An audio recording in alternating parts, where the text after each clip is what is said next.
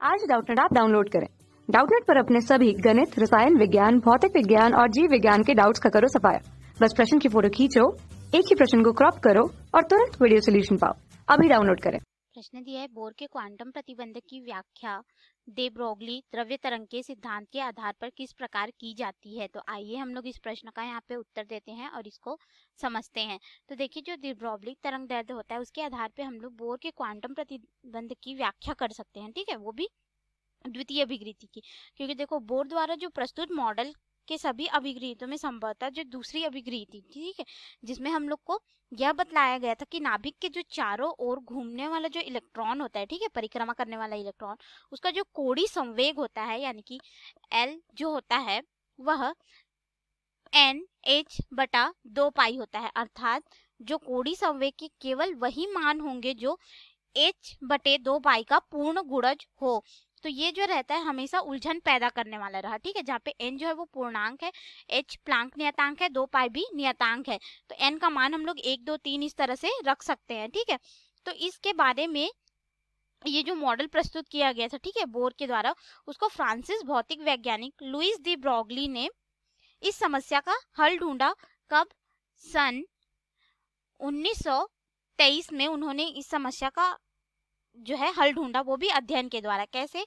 जो दी ब्रोगली की परिकल्पना के अनुसार अगर हम लोग देखें तो कोई भी अगर द्रव्य है जो कि कण, ठीक है, जैसे कि अगर हम लोग इलेक्ट्रॉन को ले लें, ठीक है, तो इलेक्ट्रॉन भी तरंग जैसे लक्षण प्रदर्शित करता है, जिसमें डेविस एवं जर्मर द्वारा जो 1927 में प्रयोग किया गया था, ठीक है, जो इलेक्ट्रॉन की तरंग प्रकृति का सत्यापन किया गया, जिसमें लुइस दी ब्रोगली ने तर्क दिया कि इलेक्ट्रॉन को हम लोग क्या कर सकते हैं, यहाँ पे इलेक्ट्रॉन को बोर द्वारा प्रस्तावित वृत्ताकार कक्षा है, ठीक है, उसमें एक कण तरंग के रूप में इसको देखेंगे। किस तरह से इसको हम लोग देखेंगे?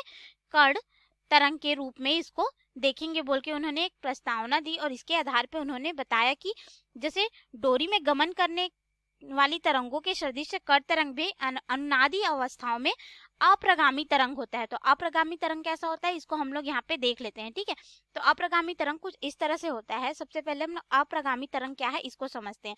तो देखिए, जो अप्रगामी तरंग होते हैं कुछ इस निश्चित जगह पर, ठीक है, निश्चित स्थानों पर स्थित कणों का जो रहता है कंपन सबसे कम होता है। जैसे कि आप यहाँ पे देख सकते हैं, यहाँ पे देख सकते हैं, इनका कंपन जो है वो कम है।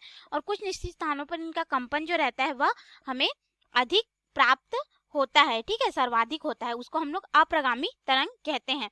तो जिस तरह से डोरी में अप्रगामी तरंग जो होता है, ठीक है, उसी तरह से इसको हम लोग देख सकते हैं इलेक्ट्रॉन को द्रव्य कण तरंग के रूप में, जिसको हम लोग इस चित्र के माध्यम से समझ सकते हैं। ये वाला हमारा क्या है, नाभिक का भाग है, और एक इलेक्ट्रॉन जो है वो इस तरह से गति कर रहा है वृत्ति पथ में, तो उसका जो तरंग होगा इस तरह से हमें द्रव्य तरंग के रूप में प्राप्त होगा बोल के, जो कि डोरी में उत्पन्न अप्रगामी तरंग के समान होता है बोल के उन्होंने बतलाया। ठीक है, तो देखो इसमें क्या होता है, विभिन्न तरंगों को उत्पन्न करने के लिए उसमें कर्षण के द्वारा हम लोग उत्पन्न करते हैं। ठीक है, केवल वही तरंगे विद्यमान रह पाती है जिनके सिरों पर निस्पंद होता है। जो इस तरह के तरंग होते हैं उनमें क्या होता है, जिनके सिरों पर निस्पंद होता है वही तरंगे ही विद्यमान होती है। ठीक है, तो डोरी में अप्रगामी तरंग कुछ इस तरह से बनती है। इसका अर्थ है कि किसी भी डोरी में अप्रगामी तरंग तभी बनेगा जब तरंग द्वारा डोरी के एक ओर जाने में, यानी कि इधर से जाने में और तथा वापस आने में तय की गई, जो उधर इस तरह से ये वापस आएगा, ठीक है, तो वापस आने में तय की गई कुल दूरी एक तरंग दैर्ध्य, दो तरंग दैर्ध्य अथवा कोई पूर्णांक संख्या हो। ठीक है, पूर्णांक संख्या के रूप में हमें तरंग दैर्ध्य के बराबर प्राप्त हो।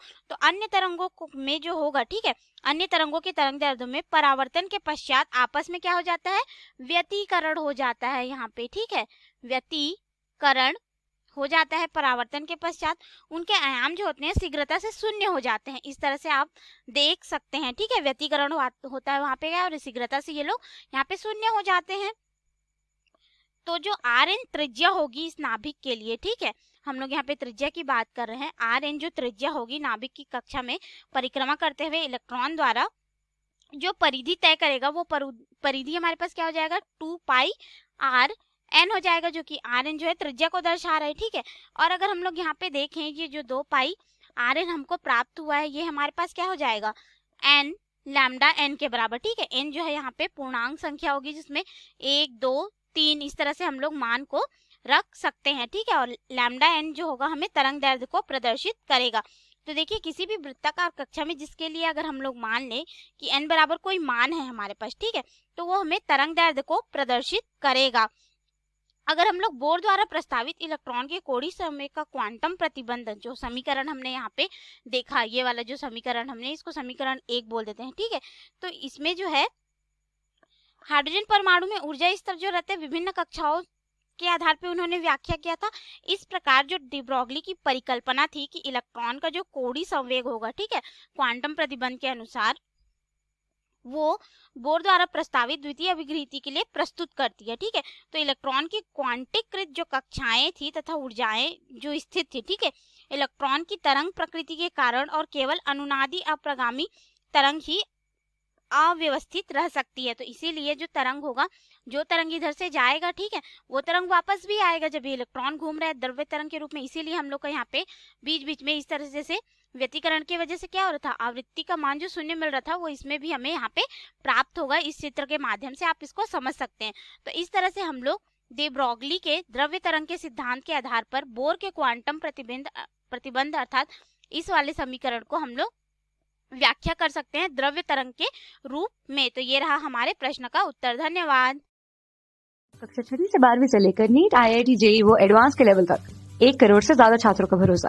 आज ही डाउनलोड करें डाउटनेट ऐप या व्हाट्सएप करें अपने सारे डाउट्स 8400 400 400 पर।